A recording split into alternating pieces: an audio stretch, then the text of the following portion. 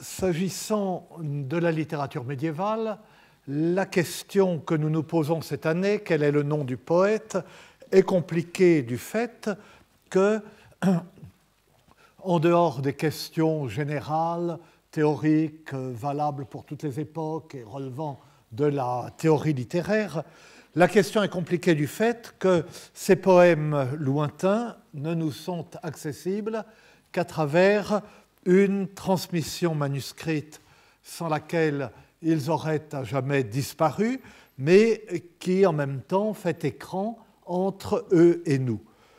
Pourquoi écran? Que nous disent les manuscrits? Que nous cachent-ils? Que nous déforment-ils? Il est impossible d'aborder cette littérature sans poser d'abord cette question. Et les meilleurs philologues, c'est-à-dire les philologues italiens, comme celui que nous entendrons tout à l'heure au séminaire, ne cessent d'attirer notre attention à nous, esprits légers et ignorants, sur ce point capital.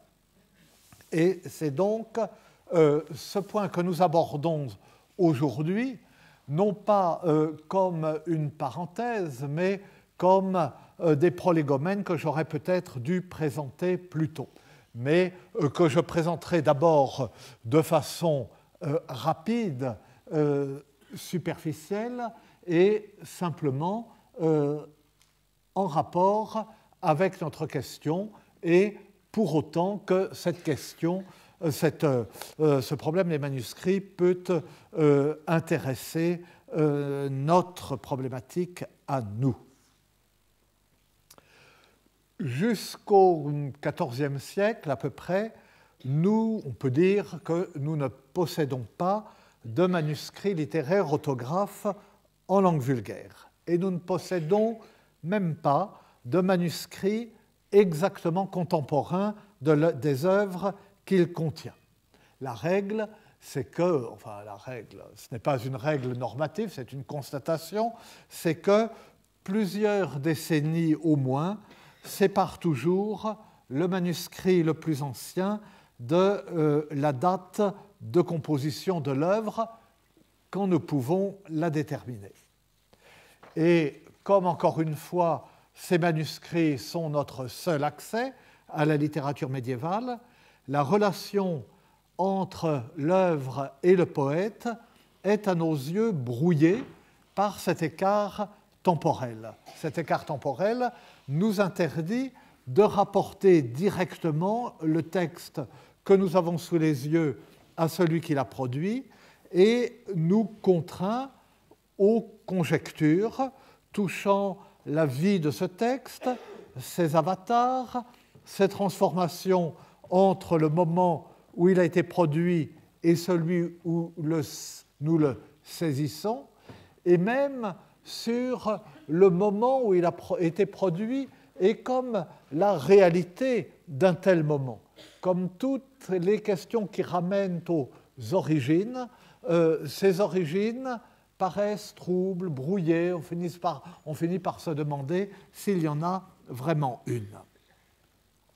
Or, cette question met en jeu l'idée que nous nous faisons du poète, et elle met en jeu l'idée que nous nous faisons du poète à partir de l'idée que nous nous faisons de la transmission des œuvres littéraires au Moyen-Âge. Et cette idée dépend elle-même, c'est comme un serpent qui se mord la queue, de la conception de l'activité poétique et de l'œuvre littéraire, conception que nous prêtons au Moyen-Âge. Nous avons déjà parlé tout au début, en posant de façon un peu schématique le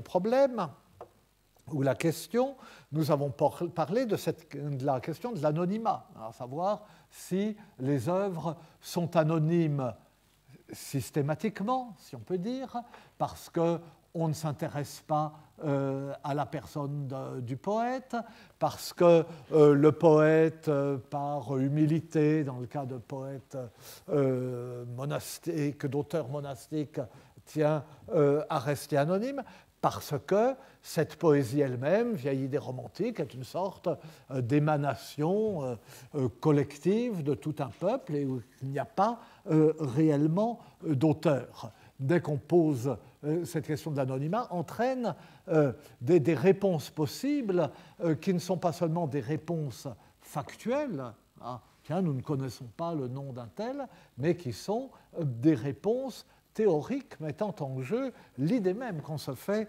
de la poésie.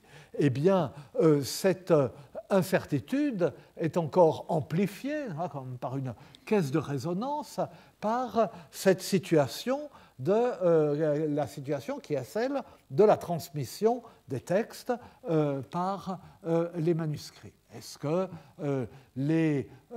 ces manuscrits ne donnent pas de nom de poète ou hésitent sur le nom du poète ou en donnent plusieurs par négligence, par ignorance, parce que ça ne les intéresse pas, volontairement, par dissimulation, etc.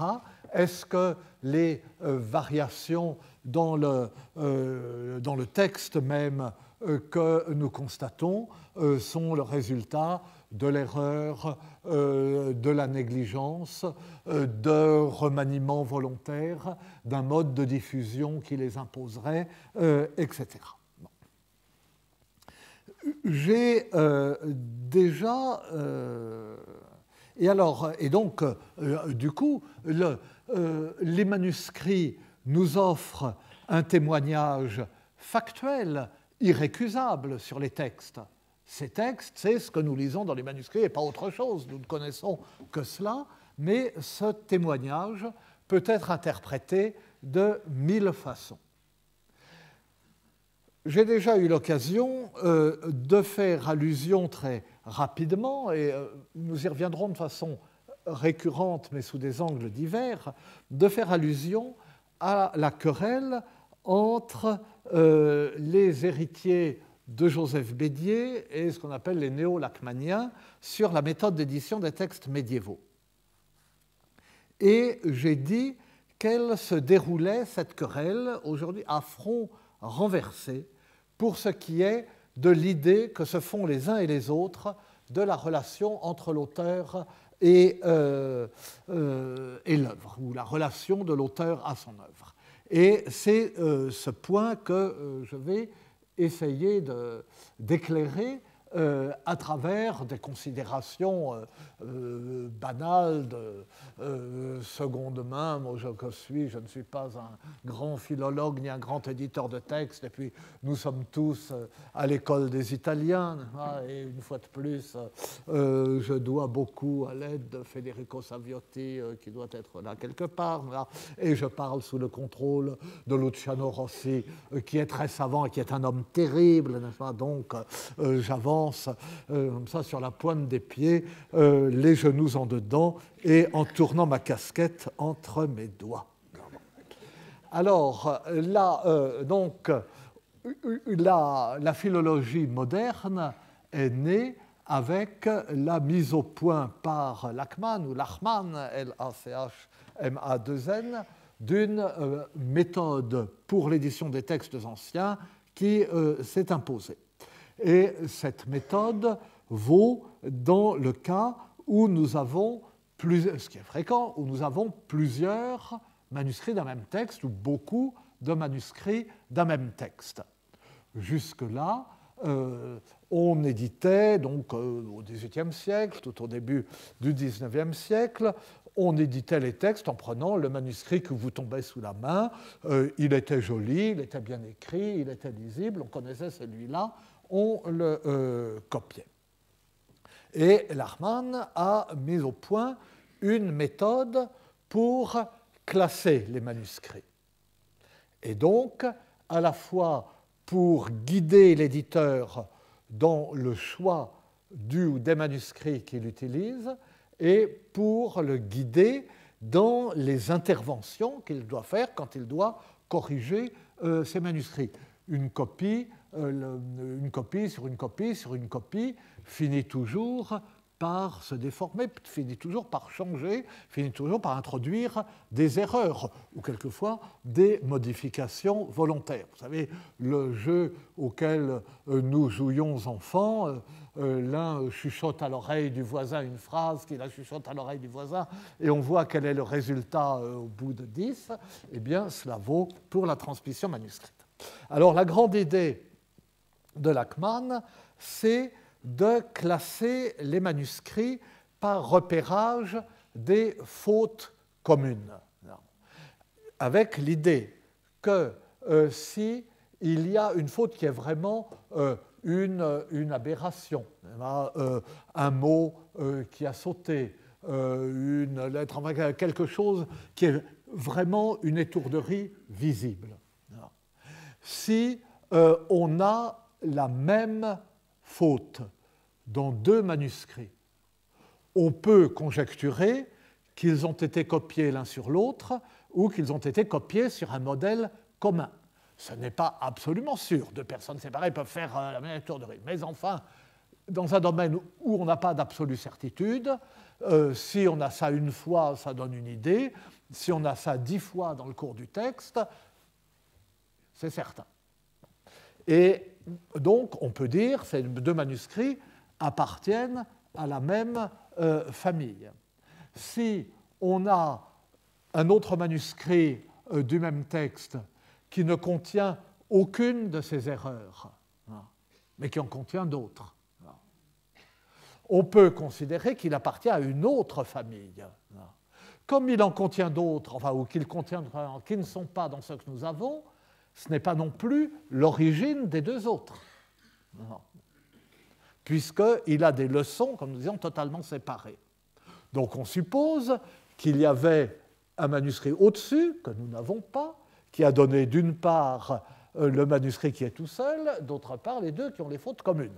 C'est le cas le plus simple. Et évidemment, ce système peut se diversifier à l'infini suivant le nombre des manuscrits. Mais toujours, et c'est ça le point qui pour nous est important, c'est qu'on aboutit à ce qu'on appelle un stemma, un schéma, qui remonte à un texte d'origine, qu'on appelle conventionnellement O, le texte d'origine. Bon. C'est important pour nous parce qu'à ce texte d'origine correspond un auteur d'origine. Donc l'idée, la conception même d'Hermann correspond à une sorte de source unique, qui est soit un poète individuel, soit une sorte d'état premier du texte et d'état dans lequel le texte aurait été un texte unique qui ensuite se serait divisé. Donc cette méthode qui marchait très bien, qui permettait des spéculations à la fois audacieuses et sûres, etc., a été adoptée par l'ensemble de au moment du grand essor de la philologie scientifique dans la deuxième moitié du XIXe siècle. Là-dessus est arrivé Joseph Bédier, qui, vous savez, sait faire, enfin, était un homme extraordinairement brillant et l'un des rares parmi nous à avoir eu vraiment une sensibilité littéraire, mais aussi un homme ambitieux, on peut dire, ce n'est pas un reproche, justement ambitieux, et qui aimait à se faire une réputation en prenant le contre-pied des opinions admises, et particulièrement celle de son bon maître Gaston Paris. Et Joseph Bédier, qui n'est pas pour le reste vraiment un éditeur de texte, s'est attaché à l'édition d'un texte court mais magnifique et qui pose toutes sortes de questions, qui est Le lait de l'ombre, le poème appelé Le lait de l'ombre de Jean Renard, donc un poème des premières années du XIIIe siècle. Et en réfléchissant sur l'édition du lait de l'ombre, il est arrivé à des conclusions qui rejetait totalement la méthode de Lachmann. Je fais, si je commence les parenthèses, je n'en ai pas fini, mais Le lait de l'ombre est un poème très connu, un si beau poème que même si Bédier s'est trompé sur ses méthodes d'édition de texte, on va les tous discuter, eh bien, le seul choix de ce poème l'absout et montre sa grandeur. C'est un dialogue dans un jardin, près d'une fontaine ou d'un puits, enfin non, d'un puits, il faut que l'eau soit étale, entre une dame et un chevalier qui lui fait la cour. Et le chevalier, donc, lui demande l'agréer pour chevalier servant, d'accepter son amour en tout bien, tout honneur, naturellement, et il lui demande, en gage de cet amour, d'accepter un anneau.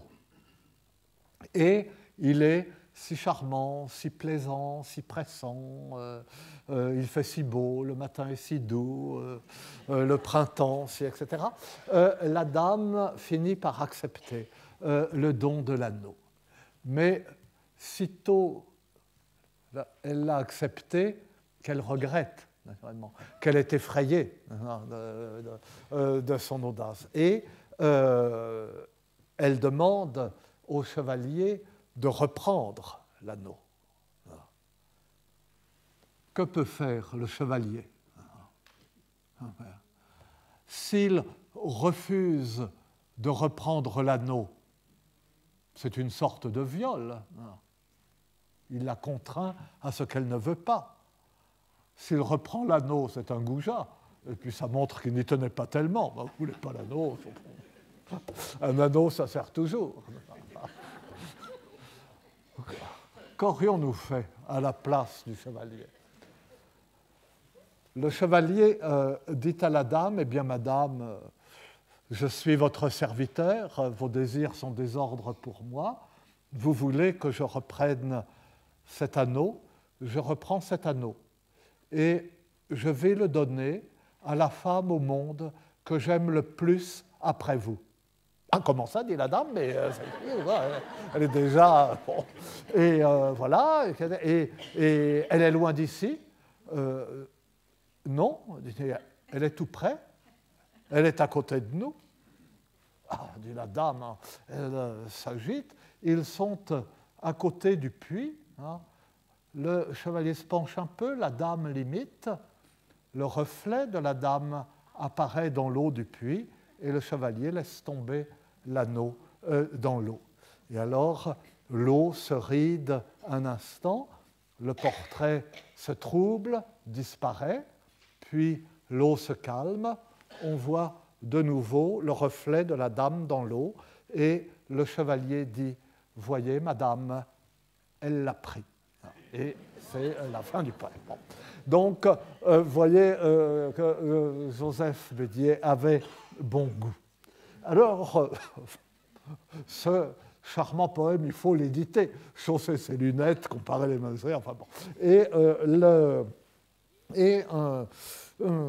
Bédier, en réfléchissant sur l'édition du lait de l'ombre et sur les manuscrits du lait de l'ombre, est arrivé à la conclusion qu'il y avait quelque chose d'artificiel, en quelque sorte, dans la méthode de Lachmann et qu'elle aboutissait à une sorte de résultat obligé, inévitable, et qui donc était suspect.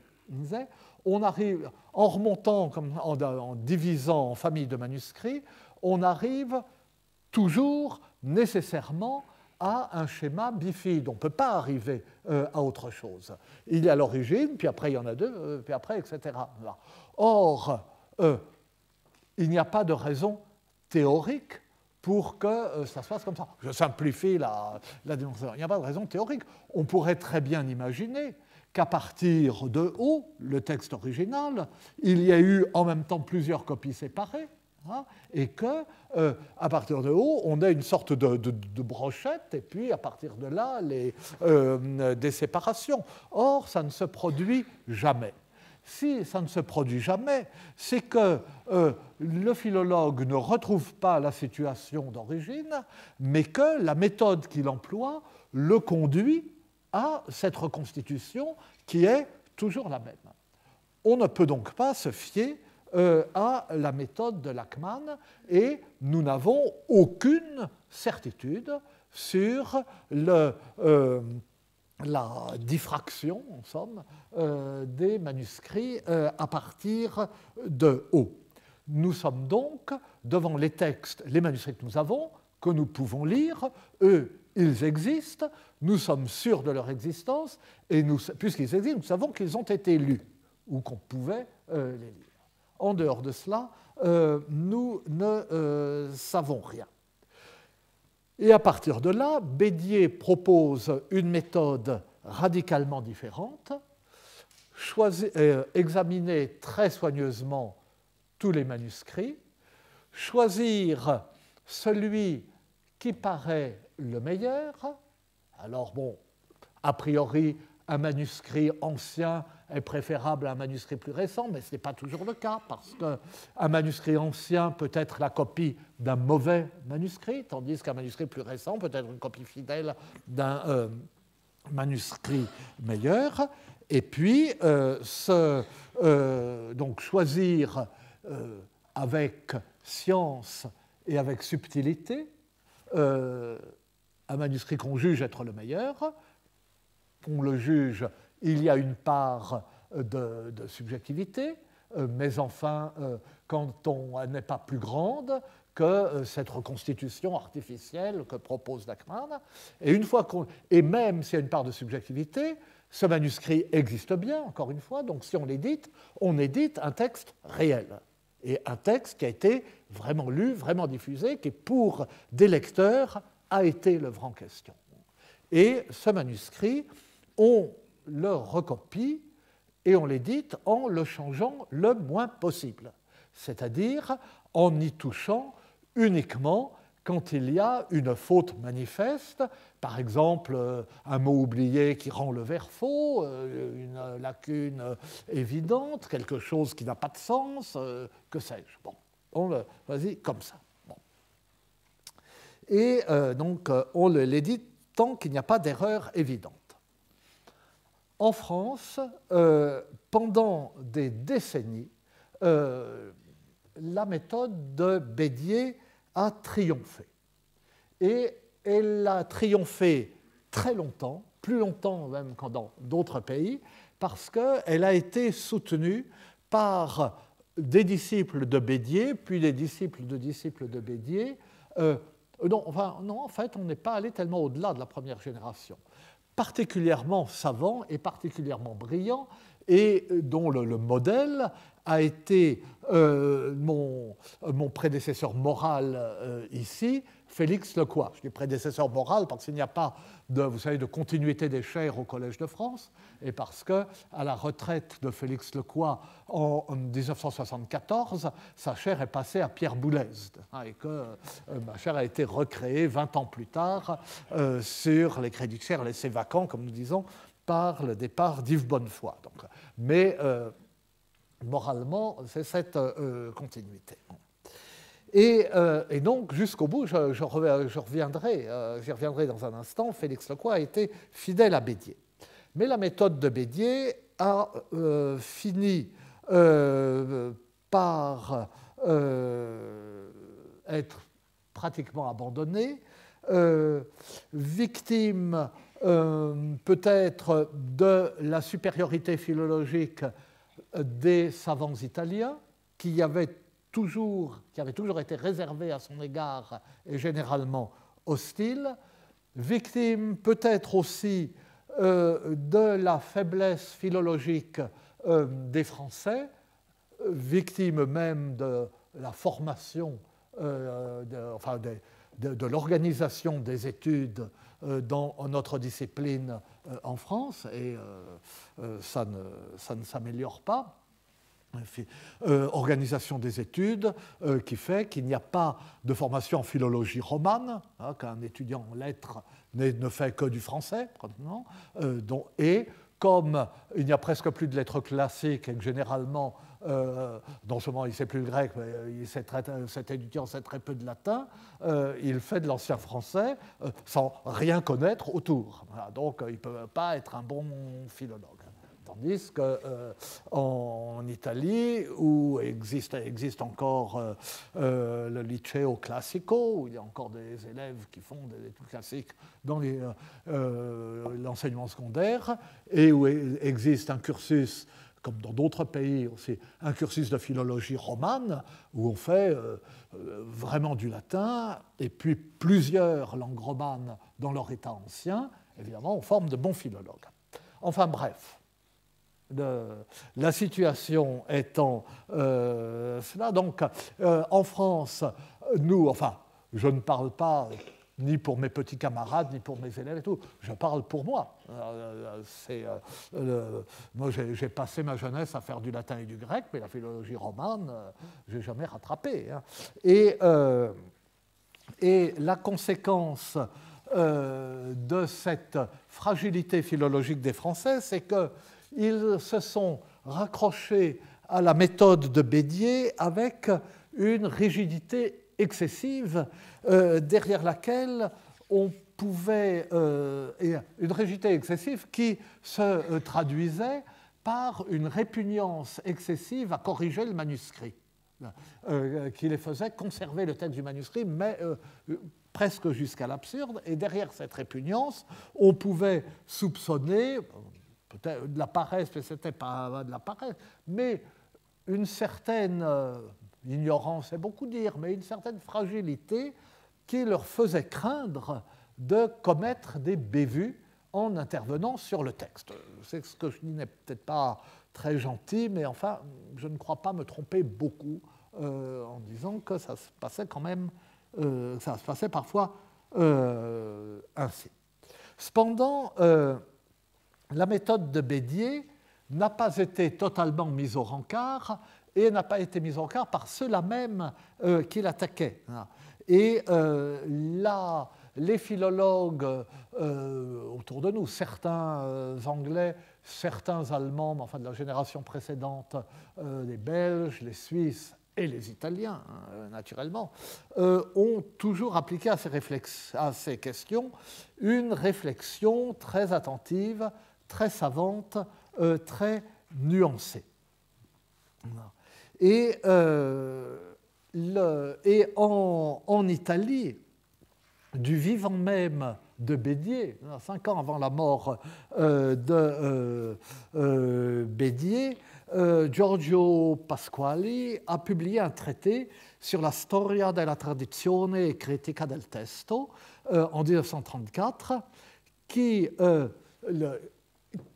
est lachmanienne en ce sens qu'elle valorise la recensio, la construction d'un stemma, mais qui n'en fait pas un instrument automatique entre les mains de l'éditeur. On fait le stemma et donc on doit le prendre tel manuscrit et le corriger par tel autre, mais il est nécessaire d'établir un stemma comme pour avoir une description historique de la tradition du texte. Et c'est une sorte de préalable, de préparation, de propédeutique à l'établissement critique. Et l'établissement du texte peut ensuite se faire selon des critères variés qui varient selon les situations. D'abord, il y a le cas où il y a un manuscrit unique, alors à ce moment-là, il ne peut pas y avoir de cela. Et puis, il y a toutes sortes de possibilités. Il peut y avoir une situation où il y a vraiment un manuscrit qui s'impose. Il peut y avoir une diffusion qui a été telle qu'il y a une situation à part dans un cas et puis autre chose dans l'autre. Tout peut se produire. Et en même temps, il introduit ou il impose dans la théorie de l'édition des textes et en même temps dans leur pratique des concepts fondamentaux qui étaient déjà en usage, mais qui n'avaient pas été aussi bien formalisés. formalisées. Par exemple, l'idée de lectiones recentiores non deteriores. Les leçons, c'est ce que je disais il y a un instant, plus récentes, mais pas moins bonnes. Le cas d'un manuscrit plus récent, mais qui a conservé de meilleures leçons. Par exemple, l'attention aux usages propres à chaque scribe, à ses habitudes et à leur effet sur le texte. Par exemple, l'idée fondamentale de lectio difficilior. Vous avez un manuscrit qui donne une leçon limpide et qui donne un sens qui s'impose, et un autre qui donne ou un mot plus compliqué ou une leçon plus difficile, la construction plus compliquée, on voit moins bien ce que ça veut dire. A priori, on peut considérer que la bonne leçon est la leçon la plus difficile, parce qu'on conçoit aisément qu'un scribe, face à un texte qu'il a du mal à comprendre, le corrige pour donner un texte plus facile, la voie de la facilité. On comprend plus difficilement que face à un texte limpide, le Christ, le scribe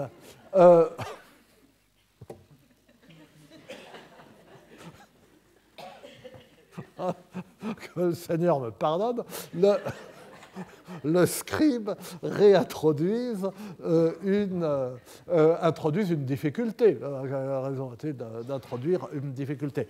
Alors évidemment, il peut, un mot facile peut avoir été difficile à lire dans le modèle et le scribe peut être allé chercher la difficulté. Enfin, rien n'est jamais absolu. Mais en gros, ce principe est sain. Mais considérer que l'édition d'un texte exige une description historique de sa tradition, que l'édition d'un texte exige de suivre et de reconstituer son histoire. C'est ce que je disais en commençant, c'est une façon de poser implicitement la question octoriale. Qui se cache derrière le texte?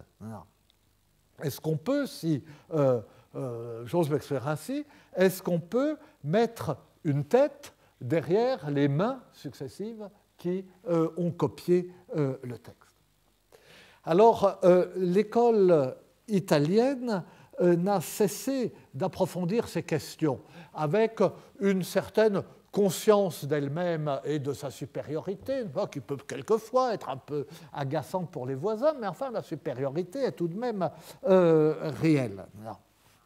Et elle approfondit ces questions en prêtant attention à l'histoire et à la géographie aussi de la tradition, à ses implications pour la constitution du texte, en manifestant sa méfiance à l'égard d'une évaluation superficielle de la qualité des manuscrits. On est tenté de faire confiance à un manuscrit soigné, un manuscrit qui est copié avec soin, où il y a peu d'étourderies. Alors on se dit, ah ben voilà, quelqu'un de consciencieux, on peut lui faire confiance. Oui, mais encore une fois, le modèle peut être mauvais. Oui, mais on peut avoir un scribe à l'esprit banal, en quelque sorte, qui choisit justement la lectio facilior. On peut avoir une sorte de scribe bourrin qui, dès que ça devient subtil, comprend plus très bien, etc. C'est pour ça qu'il a une belle écriture. Enfin, tout est possible. Et puis, prendre en considération aussi la possibilité de variantes d'auteurs. Parce qu'on dit « au l'original », oui, mais même si on suppose le poète à la source, le poète a pu faire plusieurs copies. à plus diriger plusieurs copies, puisque à partir du moment où nous saisissons le poète au travail, Guillaume de Machaut, Jean Froissart, on les voit, faisant faire plusieurs copies de leur œuvre et capables d'intervenir. Donc ça pouvait se faire avant, n'est-ce pas? Et puis, attention aussi aux... alors ça, c'est quelque chose à quoi tout le monde, en principe, prête attention, à ce qui relève de la langue de l'auteur et ce qui relève de la langue du copiste. Le dialecte du texte que nous lisons n'est pas forcément le dialecte de l'auteur. Et alors, il y a des indices qui permettent de le voir, des rimes, par exemple, qui marchent dans un cas, pas dans l'autre, etc. Bon, des choses comme ça. Et donc,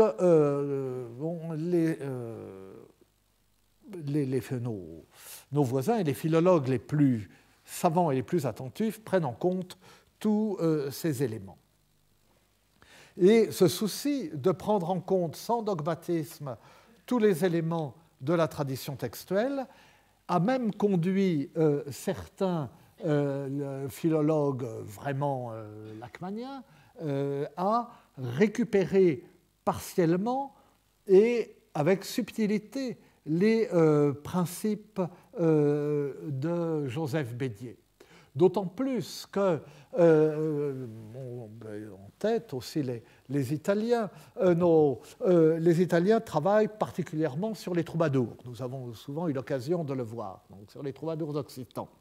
Et dans le cas des troubadours, l'attention à un manuscrit particulier est particulièrement importante et souvent particulièrement fructueuse parce que ces manuscrits sont souvent la compilation d'un commanditaire ou d'un copiste particulier, reflète des goûts.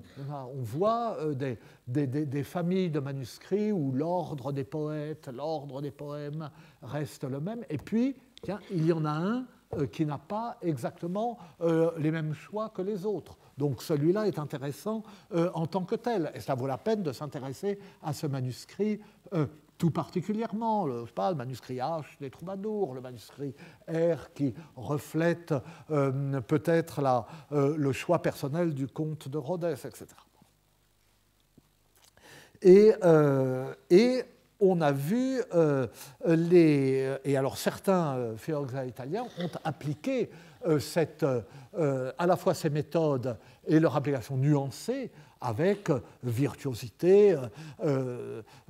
Darco Silvio Avale, à l'époque même la plus néolachmanienne, mais Alberto Varvaro, Roberto Antonelli et les jeunes, la récente édition de Folquet de Marseille de Paolo Squillacciotti.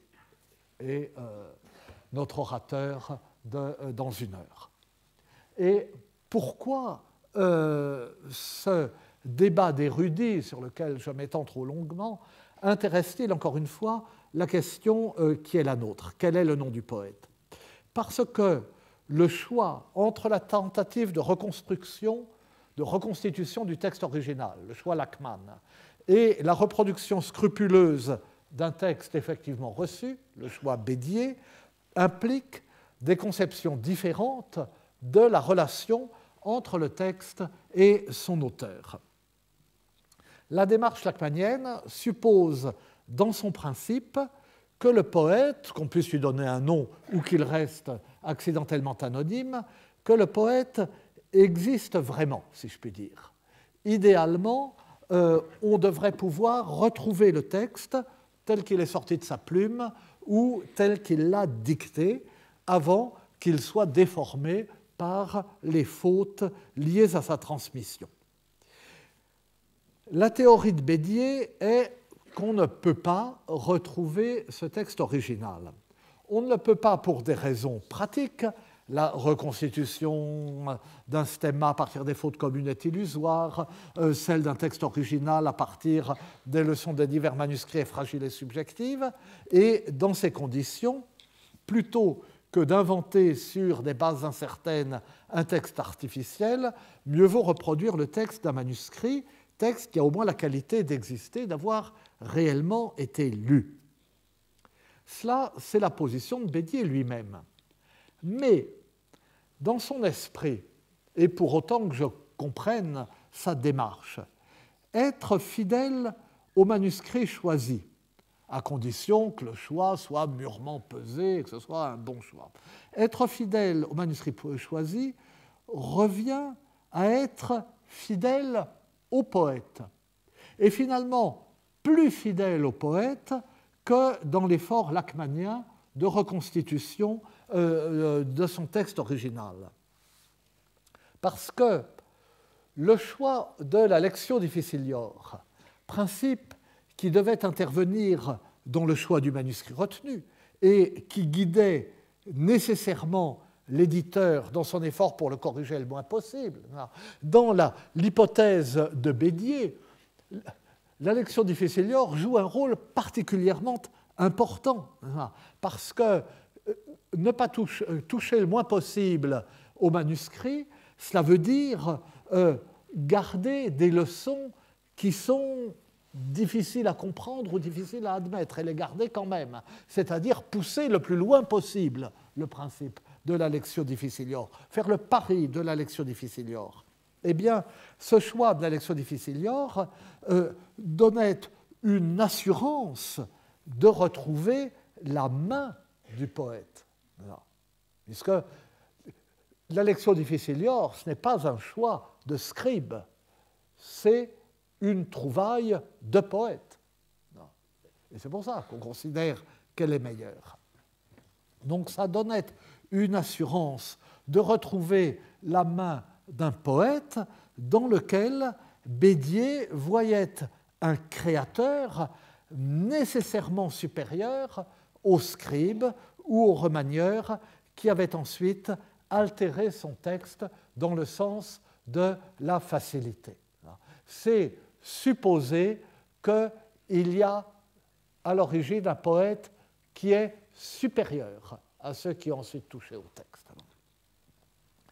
Le choix de la lectio difficilior contre la lectio facilior n'est pas pour Bédier un choix esthétiquement neutre, fondé sur la constatation du comportement habituel des scribes ou sur la constatation du comportement de n'importe qui face à une difficulté de lecture, c'est un acte de foi dans le génie du poète. Et on le voit bien d'une façon légèrement transposée et en débordant du cadre strict de l'ecdotique, de l'établissement du texte, on le voit bien aux arguments qu'il utilise dans le grand débat sur la chanson de Roland. Là, j'anticipe un petit peu parce que nous en reparlerons à propos de Turol, naturellement, et bientôt, la prochaine fois. Et donc, Bédier veut justifier ce qu'il appelle la précédence du manuscrit d'Oxford, du manuscrit d'Higby 23, qui livre la version la plus ancienne que nous connaissons de la chanson de Roland.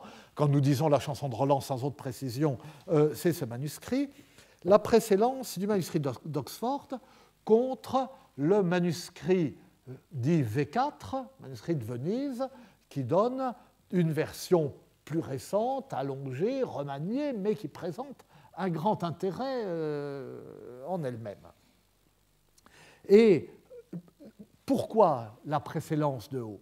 C'est que pour Bédier, le laconisme de la version d'Oxford, beaucoup plus courte que les autres, ses apparences incohérences ou ses aplologies, les apparentes entorses à la logique des comportements prêtés aux personnages. Tout cela peut se comprendre, tout cela peut s'expliquer, tout cela peut se résoudre au prix d'une fine explication littéraire à laquelle se livre Bédier, ou il s'y livre avec un brio extraordinaire. Et pour la plus grande gloire de cet auteur génial, subtil, profond, dont la finesse n'a pas été comprise par le lourd remanieur de V4. Et pour Bédier, la logique épaisse de V4 est tout entière une lectio facilior, appliquée non pas à un détail du texte, mais à l'enchaînement des événements de la leçon de la chanson de Roland. Et Ramon Menendez Pidal était bien entendu de l'avis opposé et refusait de privilégier a priori un état du texte. Nous reviendrons encore une fois sur cette querelle. Sur ce point, le disciple le plus fidèle, le plus savant et le plus pénétrant de Bédier a été Félix Lecroix. Et ces admirables éditions critiques sont fidèles à la leçon de son maître, mais en ce sens que Lecroix déploie une science philologique immense et une subtilité prodigieuse dans l'interprétation pour justifier des leçons du manuscrit qu'un moins savant que lui balayerait comme des fautes évidentes. Lecroix était un virtuose de la lectio difficilior et il parvenait à sauver le manuscrit et même à en augmenter l'autorité au moment même où on croyait le prendre en défaut. Malheureusement, Félix Lecroix était toujours très économe de ses notes et il n'a généralement pas pris la peine d'expliquer pourquoi il gardait telle leçon que d'autres considéraient comme fautive. Il n'a même jamais expliqué. De sorte que son raisonnement, qui était presque toujours imparable, est trop souvent perdu. Et c'est particulièrement vrai, particulièrement dommage pour son édition du Tristan de Thomas, qui est une de ses dernières éditions et qui a été critiquée. Quand il préparait cette édition de Thomas, j'étais encore petit à l'époque, je n'étais pas au professeur au Collège de France, mais de temps en temps, j'allais rendre visite à mon vieux maître, comme ça, dans son bureau, sur l'emplacement où est le mien maintenant, mais enfin à l'époque c'était moins beau, ça n'avait pas été refait. Et il était là dans ce grand bureau absolument vide, et juste sur une table, la copie ou les photos du manuscrit sur lequel il travaillait. Ça, bon. Et alors, il éditait le Tristan de Thomas. Et il me lisait un vers ou deux. Et il me disait qu'est-ce que vous en pensez? Alors je lui disais c'est pas possible, ça ne va pas, pour telle ou telle raison, ça n'a pas de sens. Alors il ricanait et il m'expliquait que non seulement ça allait très bien, mais que ce que je proposais, qui était pour le coup une lectio facilior, était impossible pour une raison. Une fois qu'il l'avait dit, ça crevait les yeux. Ça crevait les yeux. Bon. Naturellement, je ne prenais pas de notes. Je n'étais pas le famulus Wagner, je ne disais pas maître, permanent. Bon. De sorte que j'ai tout oublié. Et si je n'avais pas oublié, je pourrais défendre la mémoire de Lecroix en publiant un article et en disant, et là, il avait raison pour telle raison. Je ne me pardonne pas d'avoir oublié l'école qu'il me posait sur le texte lorsque je lui rendais visite et donc les solutions toujours convaincantes qu'il leur apportait. Et, je ne devrais pas dire ça, tout ce que j'en ai fait, c'est que dans un petit roman, je l'ai mis en scène face à un disciple qui est un médiéviste idiot, venant de province sur une visite, c'est moi, naturellement, et alors placé dans la bouche du médiéviste qui raconte pas avec une satisfaction stupide. Enfin, enfin bref, j'ai raconté comment le disciple se rend ridicule, mais c'était l'ensemble de la scène, et sur le détail du texte, c'est perdu. Bon. Alors là, Lecroix appliquait vraiment la méthode de Bédier. Et d'ailleurs, il se reportait à l'édition que Bédier a donnée de Thomas. Et il disait, là, on a dit qu'il avait tort, mais il avait raison parce que... Et il avait raison, lui Lecroix. Il appliquait vraiment la méthode de Bédier, mais il s'en expliquait si peu que plus personne ne voit combien il l'appliquait intelligemment et savamment. Mais en France, et au moment même où il faisait cela, où il était tout seul, à la retraite depuis 20 ans, dans son bureau du Collège de France, comme la vieille fileuse oubliée de La Belle au bois dormant, hein, autour de lui, les choses se faisaient différemment, et la méthode de Bédier était toujours appliquée en France, on se réclamait de Bédier et de Lecroix, mais elle était prolongée et aménagée en cette deuxième moitié du XXe siècle en fonction de l'idéologie critique du temps. Et on a considéré à ce moment-là, non pas qu'il y avait une impossibilité pratique à retrouver le texte tel que l'a produit le poète, mais que ce texte n'existe pas et que seules existent les variations sur le texte produites par sa transmission. Et cette idéologie textuelle, si l'on peut dire, que là encore je résume trop schématiquement, a été illustrée brillamment en France par Éloge de la variante de Bernard Cerchiglini, qui a eu un retentissement, pas seulement en France, un retentissement mondial. Et c'était une conception qui non seulement était séduisante et brillante, mais qui était flatteuse pour nous, et qui était dans l'air du temps, puisqu'elle entrait en résonance avec le triomphe de la critique génétique dans l'ordre de la critique et de l'édition des textes modernes. Donc, il s'est constitué un paysage